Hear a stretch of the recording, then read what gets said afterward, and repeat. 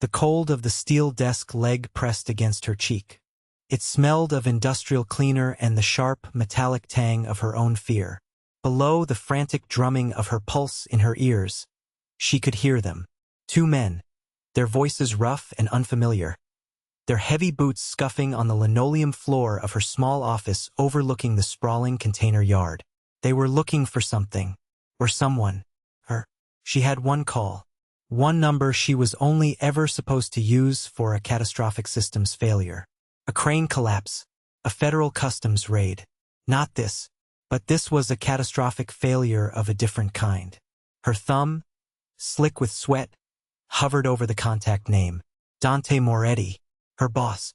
A man she knew only as a severe, tailored suit and a voice on the phone that could freeze diesel midline. She pressed the screen. The phone did not even complete a full ring before he answered. No greeting. Just silence, waiting. This is Evelyn Hayes, she whispered, her voice cracking. The men were opening her file cabinets now, the metal drawers groaning in protest. At the port office, Terminal B, the silence on the other end of the line was absolute. It was a weighted, predatory stillness she had come to associate with him. He did not ask what was wrong. He did not ask who was there. Can you please come get me? The plea was torn from her, a raw sound of desperation she hated. She heard a low murmur on his end, a language she did not understand spoken with lethal calm. Then, his voice came back to her, hard and clear as chipped ice. Stay under the desk. Do not move. Do not make a sound. The line went dead. Evelyn curled into a tighter ball, her larger frame wedged uncomfortably in the small space. She worked for a logistics company, a massive one. She scheduled arrivals, cleared manifests, and ensured that millions of tons of cargo moved seamlessly through the busiest port on the coast. It was a job of numbers and timetables, a world of order. But the men in her office did not belong to that world. And the man she had just called, she was beginning to understand with chilling certainty, did not belong to it either. She had thought he was just a businessman, a ruthlessly efficient, intimidatingly remote owner of a shipping empire. She was wrong. The help she had summoned was infinitely more dangerous than the threat ransacking her office. She heard one of the men curse. Nothing here, just shipping manifests. The old man sent us on a ghost chase. He said the files were here. The other grumbled, his voice closer now. The Petrov manifests. Evelyn held her breath. She had processed those manifests this morning. A new client. Rush order, unusual cargo designation. Routed through a shell corporation she had flagged for review. She had left the file on her desk for Mr. Moretti's attention. A heavy boot kicked the side of her desk. The impact vibrated through her bones. Check under here. Her world narrowed to the space of a heartbeat. The squeal of her office chair being rolled away. The shadow of a man falling over her. She squeezed her eyes shut, bracing for a hand to grab her, to drag her out. Instead, the office door slammed open with such force that it hit the wall and bounced back. The sound was like a gunshot in the confined space. Silence. Evelyn risked opening her eyes a fraction. She could see two pairs of expensive-looking dress shoes planted on the floor just beyond her desk. They were perfectly still. She heard no struggle, no shouting. Only a low, calm voice that vibrated with an authority that was absolute. You are in the wrong office, it was Dante Moretti. One of the intruders laughed. A nervous, jagged sound. Says who? We have business with. The sentence was cut off by a sickening crunch. A wet, heavy thud followed as a body hit the linoleum. The second man made a strangled noise. My secretary is a civilian, Dante said, his voice unchanging. It was not loud, but it filled the room, smothering all other sound. She processes paperwork. She is not part of this. You have made a grave error by coming here. An error you will not be given the chance to repeat. Another series of dull, brutal sounds followed. Evelyn flinched at each one, pressing her face against the cold metal. She did not want to see. She did not want to know what he was doing. When the sounds stopped, the ensuing silence was somehow worse. It was thick with finality. Heavy, Deliberate footsteps approached her desk. A pair of immaculate black leather Oxfords stopped in her line of sight. Evelyn. Her name. He said it differently than anyone else. Not a question but a command. A summons. She could not move. Her limbs were locked with terror. Evelyn. Look at me. Slowly, she forced her head up. Dante Moretti was crouched down, looking at her under the desk. In person, he was even more imposing than his voice suggested. His suit was a dark charcoal wool that probably cost more than her car, tailored perfectly to his broad shoulders. His face was all sharp angles and shadows, carved from stone, with dark eyes that saw everything and gave away nothing. There was not a speck of dust on him, not a hair out of place, but on the knuckles of his right hand, a small crimson smear was beginning to blossom. He held out that hand to her. It is over. They are gone. Come out. She stared at his hand. It was steady, large and capable, the hand of a man who had just handled a situation. Her mind shied away from the details. She reached out, her own hand trembling, and let him pull her from her hiding place. As she scrambled out, her knees aching, he rose smoothly to his full height, towering over her. Her eyes were involuntarily drawn to the two heaps on the floor. The men were unconscious or worse. She did not want to know which. She felt a wave of nausea. Dante placed a hand on her shoulder, turning her away from the scene.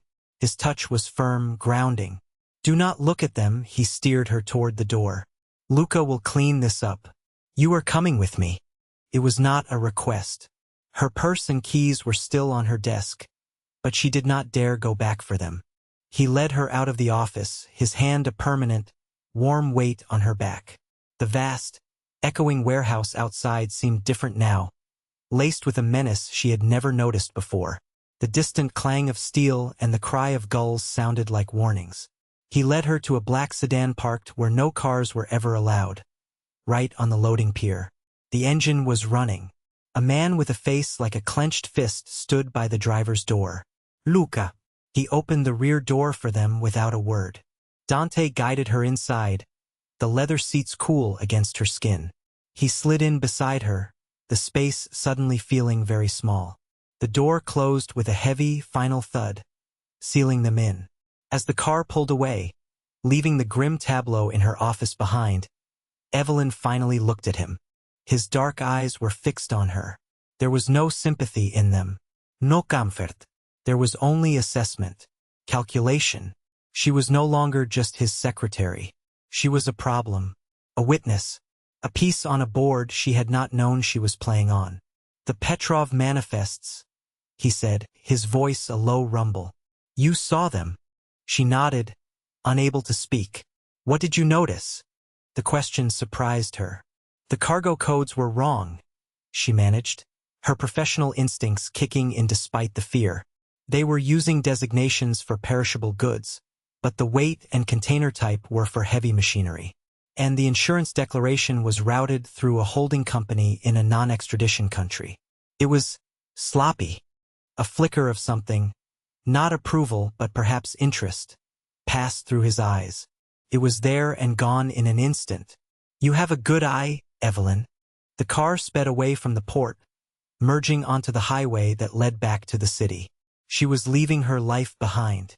Her small apartment, her quiet routine, her belief in an orderly world. It was all shrinking in the rearview mirror. She had made a call for help, and help had arrived.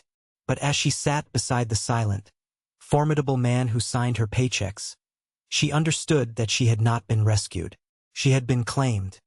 The penthouse was a fortress of glass and steel overlooking the city. It was minimalist, cold, and impeccably clean, much like the man who owned it. Dante led her into the sprawling living space and gestured toward a severe leather sofa. Sit. Evelyn sat on the edge, her hands clasped tightly in her lap. She felt entirely out of place. Her sensible work dress and scuffed flats an intrusion in this world of quiet, expensive luxury. Dante walked to the floor-to-ceiling window, his back to her as he stared out at the glittering expanse of the city below. The silence stretched, thin and taut. You cannot go back to your apartment, he stated, not turning around. You cannot go back to work. As of an hour ago, Evelyn Hayes, the logistics administrator, has taken an indefinite leave of absence for a family emergency. Her head snapped up. You cannot just erase my life. He finally turned, his dark eyes pinning her in place. I can. And I have. The men in your office were from the Petrov family.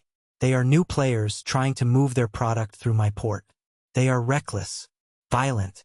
They believe you saw something in those manifests that could identify their entire operation.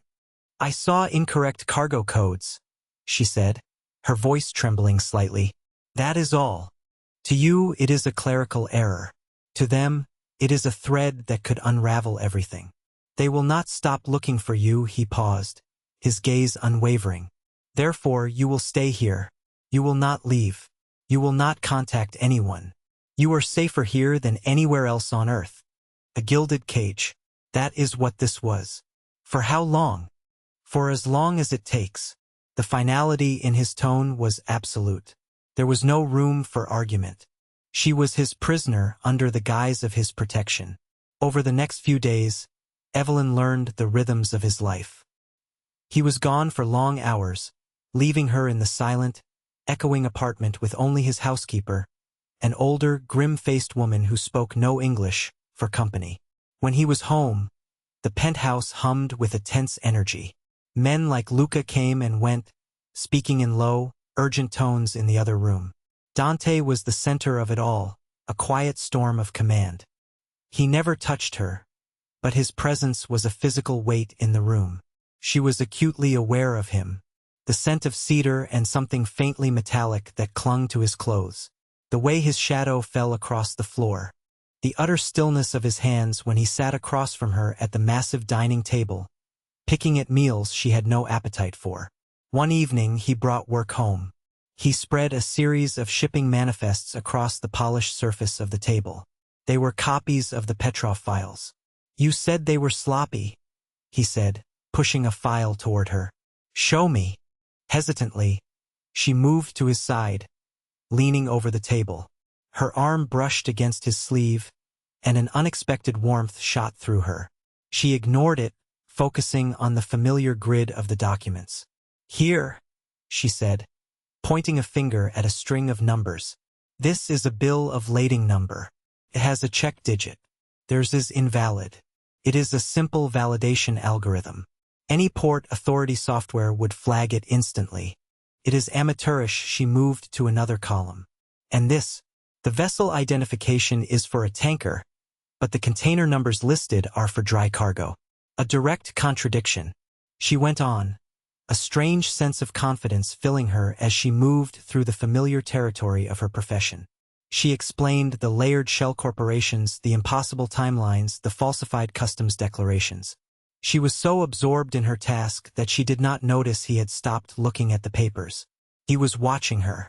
When she finished, she looked up and found his dark eyes fixed on her face.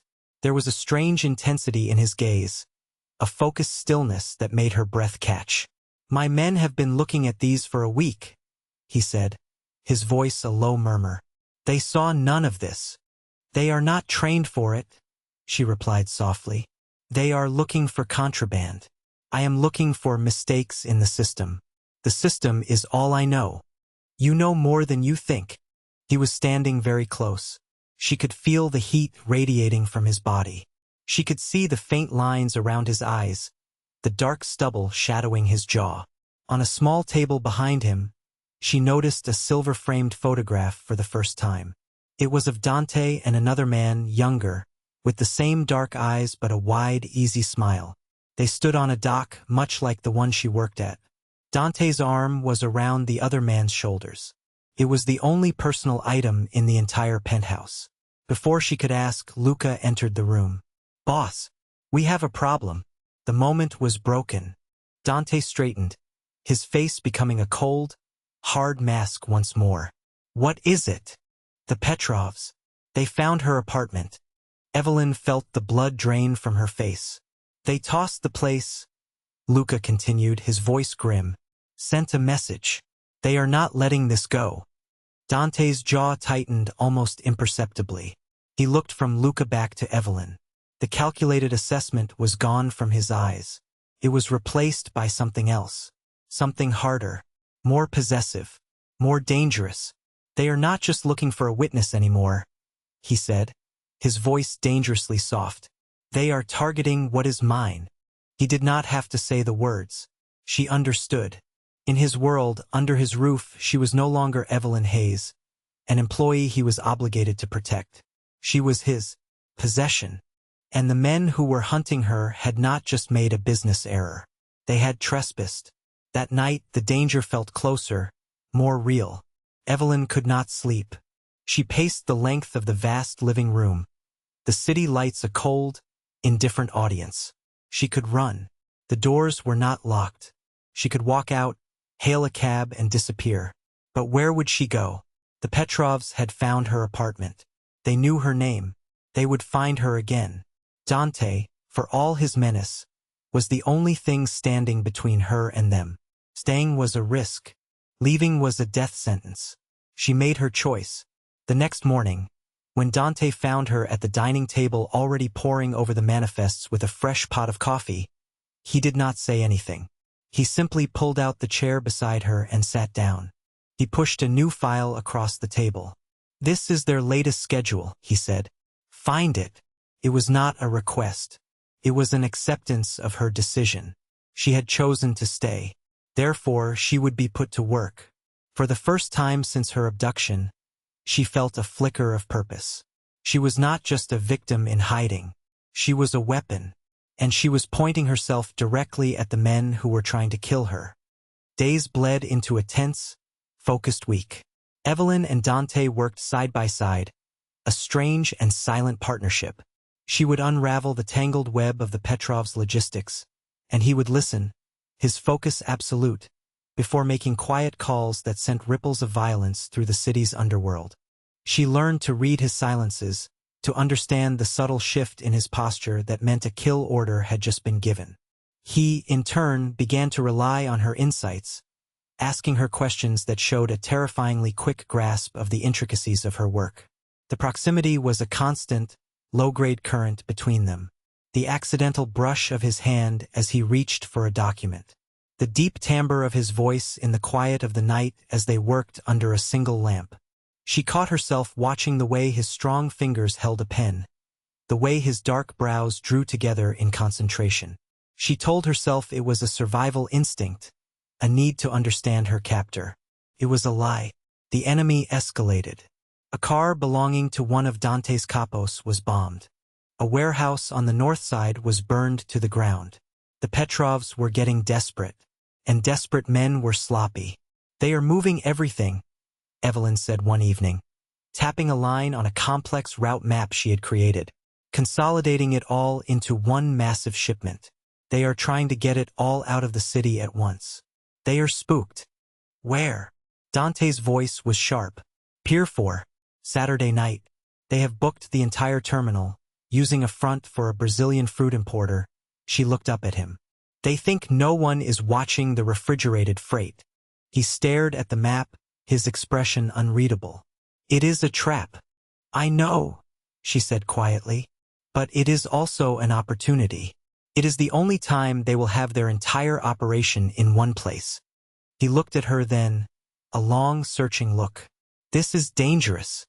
I am aware of that." The air between them thickened. This was it. The culmination of everything. The final move in a deadly game she had never intended to play. He reached out, his fingers tracing the line she had drawn on the map. His touch was feather-light, yet it burned a trail on the paper. "You should have run, Evelyn. The first day. You should have run and never looked back."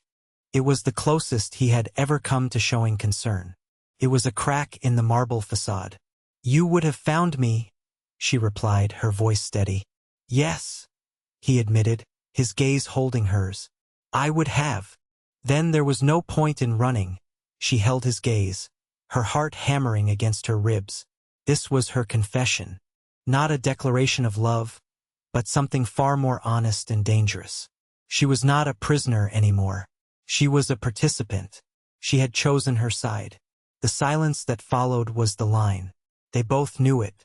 He did not pull away. She did not look down. The night of the shipment, the air over the port was thick with salt and impending violence. Dante had forbidden her from coming, but Evelyn had refused. "I know the layout," she had argued, her voice shaking but resolute. "I know the terminal security systems. I can be your eyes inside their network. You need me there." He had stared at her for a long moment, a muscle working in his jaw.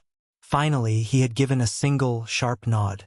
Now, she sat in a darkened surveillance van parked a quarter-mile from Pier 4, a bank of monitors in front of her. Luca sat beside her, a pistol resting on his thigh. Dante was leading the assault himself. A small earpiece connected her to him. "They are moving," she whispered into the mic, her eyes tracking the heat signatures on the screen. "For trucks approaching the main warehouse. 10? No, 12 men on foot. Status on the container locks?" Dante's voice was calm, a disembodied presence in her ear. "I have them," she said, her fingers flying over a keyboard. She had sliced into the port's network, a highly illegal act that could send her to prison for decades. She had not hesitated. "I can lock down any container on that pier remotely. Just give the word." She was crossing a line she could never uncross. This was more than just analysis. This was active participation. Her hands were steady. The raid was swift and brutal. On the screens, she watched the heat signatures of Dante's men converge on the warehouse. The sounds of gunfire crackled through her earpiece. It was organized chaos, a lethal dance she could only watch from a distance. "Evelyn." Dante's voice cut through the noise, sharp with urgency. "The main office, second floor. There is a man running. Do not let him leave the pier." She found him on the cameras, a panicked figure sprinting for a side exit that led to the parking area. "I see him. He is heading for the east gate. Lock it down." Her fingers typed the command sequence. On the screen, a massive steel gate slid shut, blocking the man's escape. He was trapped. Suddenly, a new heat signature appeared on her screen, moving fast along the catwalks above the main floor. It was heading away from the firefight, towards the west, towards the power substation for the pier. "Dante," she said, her voice tight, "there is another one. He is going for the substation. If he cuts the power, the locks release. Everything opens." "I am too far away," he bit out. "Luca, stay with her." "No," Evelyn said, her mind racing. She was already pulling off the headset, her eyes fixed on the pier layout. "No, I can get there first. The maintenance tunnels. I know a shortcut." "Absolutely not," Luca growled, grabbing her arm. She wrenched it free. "They will all get away. I am the only one who can stop him." She looked at Luca, her eyes pleading. "Trust me." Before he could protest further, she was out of the van and sprinting into the darkness, the cold night air burning her lungs. She ran on pure adrenaline, her knowledge of the port's labyrinthine layout her only guide. She found the tunnel entrance, a small, unmarked door she had used once during a fire drill, and plunged into the damp, echoing darkness. She emerged near the substation just as the Petrov operative was prying open the control panel. He was huge, a mountain of a man with a crowbar in his hand. He turned as she burst out of the tunnel, his eyes widening in surprise before hardening into a cruel sneer. He lunged for her. She did not scream. She did not run. She did what she did best. She analyzed the system. To her right was a high-pressure water main for the fire suppression system. A large, red will controlled the valve. As he reached for her, she ducked under his arm and threw all her weight against the wheel. It resisted for a moment, then groaned and spun. A torrent of seawater erupted from the main, hitting the man with the force of a battering ram. He was slammed back against the chain-link fence, the crowbar clattering from his grasp. He struggled to rise, sputtering, but the force of the water held him down. Sirens wailed in the distance. The fight was over. Footsteps pounded on the pavement behind her. "Dante." He came to a stop a few feet away, his chest heaving, his face a mask of fury and something else. something that looked terrifyingly like fear. He stared at the drenched, sputtering man pinned by the water, then at her, standing there, soaked and shaking, her hands still on the red wheel.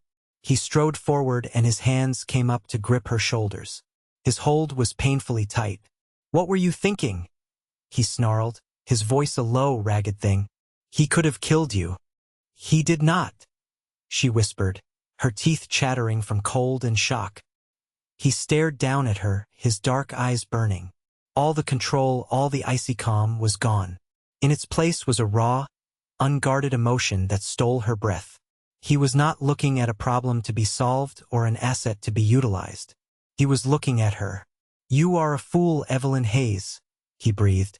"And you are a monster, Dante Moretti." She shot back, her own fear giving way to a reckless anger. A ghost of a smile touched his lips. It did not reach his eyes. "Yes, I am." He did not let her go. He simply stood there, his hands clamped on her shoulders, the sounds of the aftermath fading into the background. Cost had been paid tonight. His organization was secure. His enemies were broken. But he had almost lost her. And in that moment, in the cold, wet darkness of the pier, they both understood that the price would have been too high. He finally released one of her shoulders, but his other hand moved from her shoulder to the back of her neck, his thumb stroking her rain-slicked skin. It was a gesture of ownership, a claim. "Let us go home," he said. It was not a command this time. It was a statement of fact, a shared truth. She did not correct him. She simply nodded, a silent acknowledgement of the world she had chosen. This violent, dangerous world was her home now, and this violent, dangerous man was its center. She had walked into his world by accident, but she would stay by choice, with her eyes wide open. He would never be a good man. He would never be safe. But he was hers, and he had made unmistakably clear, was his.